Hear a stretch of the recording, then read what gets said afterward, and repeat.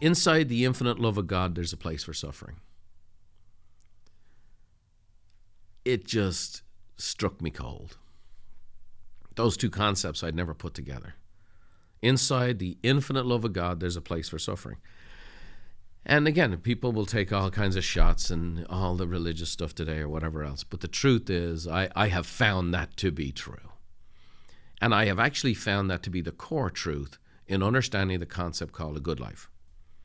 So I'll give you a few little stories from my own life and ultimately how it all turned out. So as I've told people for many years, I'm a 19-year-old. I'm actually looking at the picture right now, and I'm in the best shape of my life. I come over to the States. My goal was to get a suntan and meet suntan girls. I'm in San Diego, California.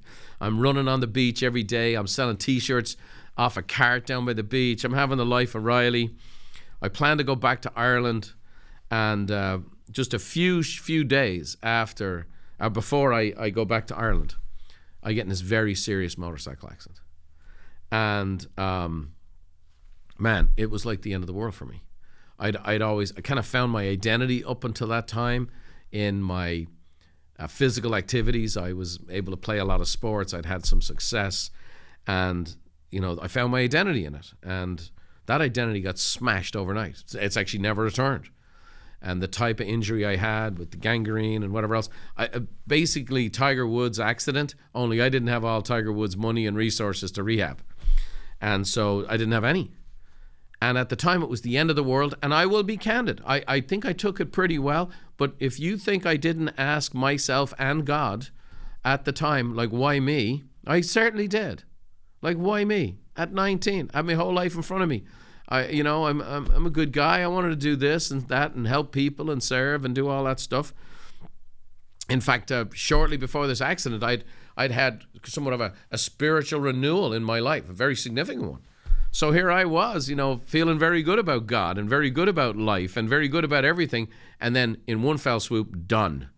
And I got sat down, and over the course of 2 years, these surgeries, putting rods in and screws in and this and that. And I didn't have money. So when I went to the hospital, I wasn't getting private treatment or whatever. Some of my appointments would be 6 hours long for a 15-minute treatment. And eventually I stopped going. I never did rehab or whatever else. And so it certainly didn't seem so good at the time. With the grand perspective of things, I know full well. Without that motorcycle accident, there is so much good that I would have missed out on in my life. My life was, my plan was different than what happened. I had my leg in a cast. I met the love of my life. It happened to be because I was stuck. I couldn't move. I was renting a room in a house, and this fellow was connected to a pastor who was the pastor of this local church who used to be the chaplain for the U.S. Olympic volleyball team. And they used to have a Bible study in the house where I was living and renting a room. I never would have met Beverly. Here comes this beautiful African-American woman, walks in from Sumter, South Carolina, who saw right through any charades I had of my one-liners and my little Irish accent and whatever else. And I was smitten.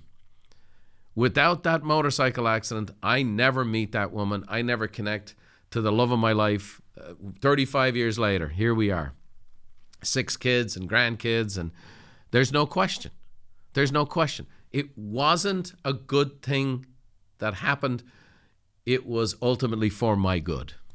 That tragedy, that difficulty, that setback, it was brutal. It caused economic harm. It took years and years to recover from physically, and to some degree I've never recovered from it, to be honest with you.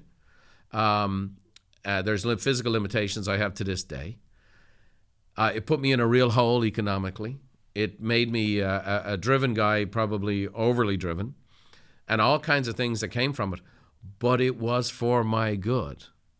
And I look at that today and I go, I know full well that bad thing, that difficult thing, redirected my life. It wasn't awesome, it wasn't fun, but it was good.